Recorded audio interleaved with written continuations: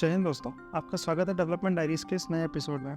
आज की पहली खबर आ रही है इंडियन रेलवे से, जहां पर दिल्ली मुंबई और दिल्ली हावड़ा कॉरिडोर्स में ट्रेन सर्विसेज की स्पीड बढ़ाने के लिए कवच सेफ्टी सिस्टम को इंस्टॉल किया जाएगा। जैसे कि आप जानते हैं, कवच है एक ऑटोमेटिक ट्रेन प्रोटेक्शन सिस्टम जो ट्रेन की सेफ्टी को और भी बेहतर बनाने के लिए यूज़ किया जाता है। अगर कहीं कोई भी गड़बड़ हो जाए तो ट्रेन ऑटोमेटिक खुद ब खुद रुक जाती है। अभी तक कवच को 1465 किलोमीटर रूट पर लगाया जा चुका है और 121 लोकोमोटिव्स पर इसे इंस्टॉल किया गया है और अब इसे दिल्ली मुंबई और दिल्ली हावड़ा कॉरिडोर्स पर भी लागू करने की तैयारी है। और दोस्तों, इस प्रोजेक्ट में लगभग 351 करोड़ रुपए खर्च हो चुके हैं। पर किलोमीटर ट्रैक पर लगने वाले इक्विपमेंट की कीमत लगभग 50 लाख रुपए होती है और हर लोकोमोटिव पर लगने वाले कवच की कीमत 70 लाख रुपए तक आती है। दोस्तों, अगली खबर भी आ रही है इंडियन रेलवे से ही। भारतीय रेलवे ने कर दिया है फुली कमीशन एक डेडिकेटेड फ्रेट कॉरिडोर अलाइनमेंट का अनाउंसमेंट। इस कॉरिडोर से धनबाद, दानापुर, सोनागर और मुगल सराय से महाराष्ट्र के JNPT पोर्ट तक और गुजरात के पीपावाव, मुंद्रा और कांडला पोर्ट तक फ्रेट ट्रेन को सीमलेसली कनेक्ट किया जा सकता है।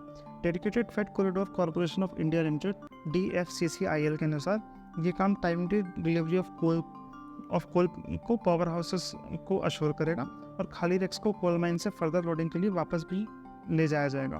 इस एक्सक्लूसिव गुड्स कॉरिडोर के पोटेंशियल को एक्सप्लोर करके इंडियन रेलवेज अपने फ्रेट ट्रैफिक शेयर को 27% से 45% तक बढ़ाना चाहती है।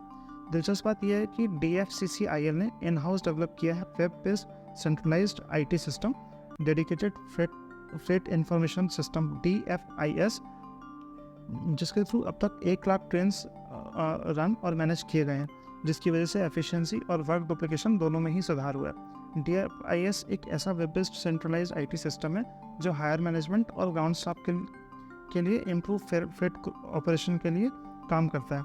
इन सिस्टम में फ्रेट ट्रेन के लिए लाइव विजुअल मॉडल है जिससे ट्रैफिक फोर्स और फ्रेट ऑपरेशंस को प्लान किया जा सकता है। दोस्तों, अगली खबर आ रही है तमिलनाडु से। तमिलनाडु कैबिनेट के चीफ मिनिस्टर ने 10 इंडस्ट्रियल प्रोजेक्ट को अप्रूव किया है, जिनके थ्रू लगभग 6,000 करोड़ के निवेश और 27,000 नौकरियां तैयार हो सकती हैं। द हिंदू के एक सीनियर ऑफिशियल के अनुसार गोदरेज कंज्यूमर प्रोडक्ट लिमिटेड एक नया प्लांट तमिलनाडु में स्थापित करने जा रही है। वहीं एक प्रोमिनेंट ग्लोबल शिपिंग और लॉजिस्टिक कंपनी UPS के प्रोजेक्ट को भी अप्रूवल मिला है। इसके अलावा एप्पल फ़ोन्स के चार्जर के सप्लायर सेलकॉम ने भी फैसिलिटी को एक्सपांड करने का अनाउंसमेंट किया है। फ्रेंच फर्म शनाइडर और फाइजर को भी अपने अलग अलग प्रोजेक्ट्स के लिए क्लियरेंस मिली है।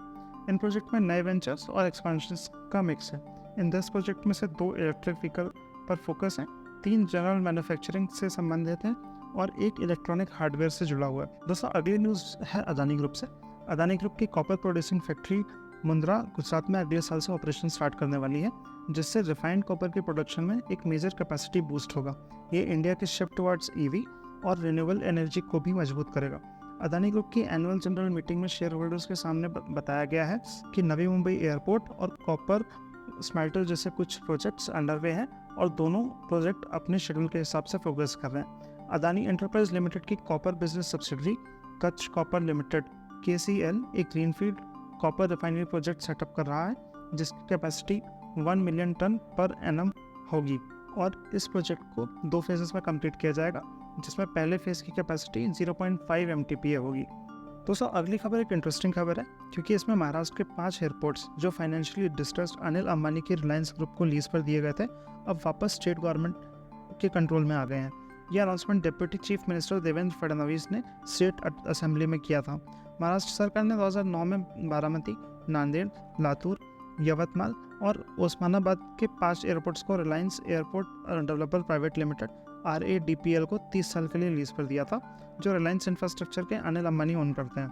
RADPL ने ऑक्शन में 63 करोड़ की हाईएस्ट बिड दी थी, जिसके थ्रू उन्होंने 2009 में महाराष्ट्र में एयर कनेक्टिविटी को इन्हांस करने के लिए 5 एयरपोर्ट्स के प्रोजेक्ट को जीता था। लेकिन आजकल ये सारे एयरपोर्ट नॉन फंक्शनल हैं और इन्हें वापस लेने का फैसला पुअर मेंटेनेंस और ड्यूज के नॉन पेमेंट के कारण किया गया है। सरकार ने एक डेडिकेटेड अथॉरिटी का भी प्लान किया है जो एफिशिएंट एयरपोर्ट मैनेजमेंट के लिए रिस्पॉन्सिबल होगी। इस मामले पर फैसला अगले 3 महीने में किया जाएगा, ऐसा फडणवीस जी ने बताया है। दोस्तों, आज के लिए डेवलपमेंट डायरीज में इतना ही। मिलते हैं अगले वीडियो में, तब तक अपना ध्यान रखें, सेफ रहें और अगर आपको वीडियो पसंद आई है